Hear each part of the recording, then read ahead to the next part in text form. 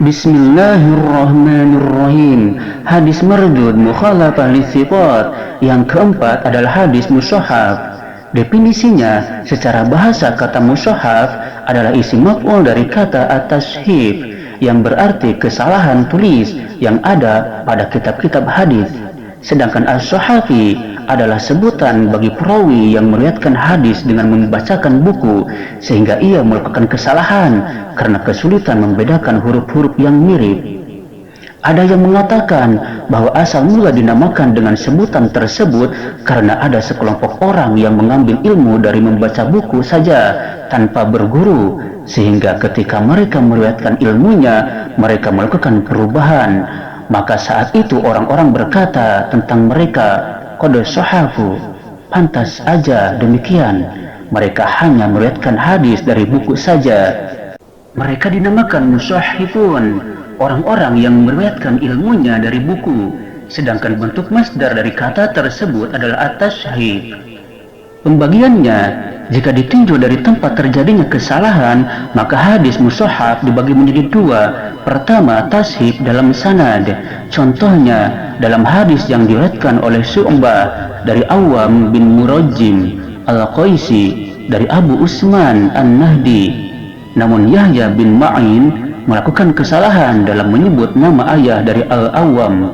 Beliau mengatakan dengan dari Al-Awam bin Mujahim dengan menggunakan huruf yang dikasrah. Penulisan Murajjim dan Mujahim. Yang kedua, tashhif dalam matan. Contohnya adalah hadis yang diriwayatkan dari Zaid bin Thabit. Sesungguhnya Rasulullah SAW membuat kamar di dalam masjid. Namun Ibnu Lahiyah melakukan kesalahan dalam meriwayatkan hadis di atas dengan menggunakan kalimat sesungguhnya Rasulullah melakukan bekam di dalam masjid. Bila ditinjau dari sebab terjadinya kesalahan, maka hadis mushahhaf dibagi menjadi dua. Pertama, tashhif basor atau penglihatan. Tashhif basor ini adalah sebab kesalahan yang sering terjadi, sedangkan yang dimaksud dengan tashhif basor adalah ketidakjelasan tulisan suatu hadis bagi yang membacanya. Hal ini disebabkan karena tulisannya yang jelek atau huruf-hurufnya yang tidak bertitik. Contohnya adalah hadis yang berbunyi, barang siapa yang telah berpuasa Ramadan kemudian diikuti 6 hari di bulan Syawal. Disebabkan karena ketidakjelasan tulisan, maka seorang perawi meriwayatkan hadis tersebut dengan menggunakan kata syai'an yang berarti sesuatu sebagai ganti kata yang seharusnya yaitu sittan yang berarti 6. Yang kedua, tashhif sama', pendengaran. Tashhif ini terjadi disebabkan karena pendengaran yang lemah, jarak antara pendengar dan yang ia dengarkan sangat jauh, dan lain sebagainya. Hal ini menyebabkan sebagian kata menjadi tidak jelas bagi seorang perawi karena sebagian kata tersebut berbentuk dari pola yang sama. Contohnya adalah sebuah hadis yang diriwayatkan dari Asim bin Al-Ahwal, namun sebagian perawi hadis tersebut meriwayatkan dari Wasil bin Al-Ahdab. Ditinjau dari segi kata atau maknanya, maka hadis mushahhaf terbagi menjadi dua bagian. Pertama, tashhif dalam lafal. Tashhif inilah yang banyak terjadi seperti pada contoh-contoh di atas. Yang kedua, tashhif dalam makna. Yang dimaksudkan dengan tashhif ini adalah seorang perawi mushahhif yang melakukan kesalahan meriwayatkan sebuah hadis dengan menggunakan kalimat-kalimat sesuai dengan aslinya, namun ia memberikan makna yang menunjukkan bahwa ia memahami hadis tersebut dengan pemahaman yang tidak sesuai dengan apa yang dikehendaki oleh hadis tersebut. Contohnya adalah apa yang diucapkan oleh Abu Musa Muhammad bin Al-Muthanna Al-Amzi, seorang laki-laki dari kabilah An-Najah. Ia berkata, kami adalah kabilah An-Najah. Kami adalah suatu kaum yang mempunyai kemuliaan sebab Rasulullah SAW sholat menghadap ke arah kami.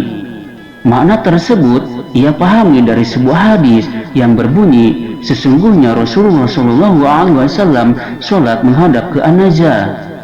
Maka ia memahami bahwa Rasulullah SAW sholat menghadap ke arah mereka.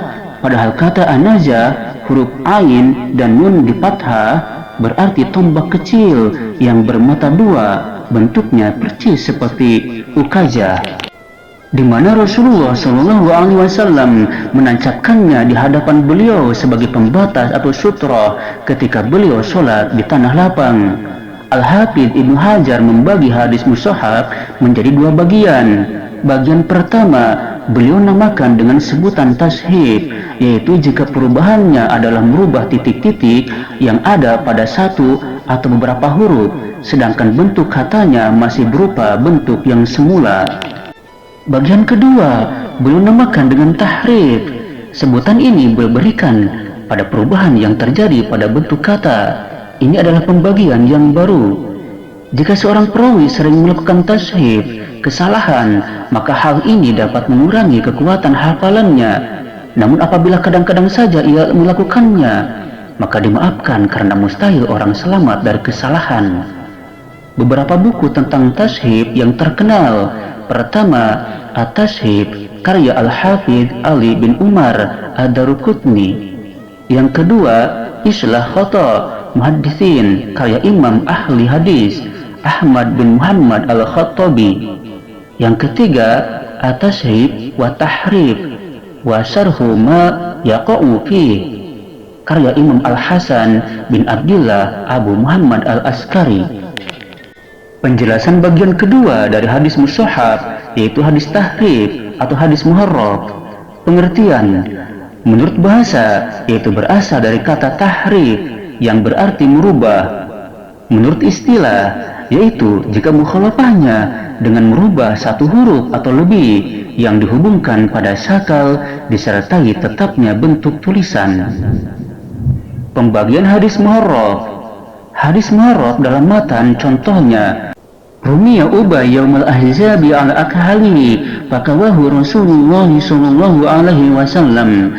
Ubay bin Ka'ab telah dihujani panah pada perang Ahzab mengenai lengannya, lantas Rasulullah sallallahu alaihi wasallam mengobatinya dengan besi hangat. Gondar mentahrifkan hadis tersebut dengan abi, artinya ayahku. Padahal sesungguhnya Ubay, yakni Ubay bin Ka'ab. Kalau pentahrifan Gondar ini diterima, berarti orang yang dihujani panah itu adalah ayah Jabir, padahal ayah Jabir telah meninggal pada perang Uhud yang terjadi sebelum perang Ahzab. Jadi kesalahannya terletak pada kata abi yang berarti ayahku, yang seharusnya Ubay.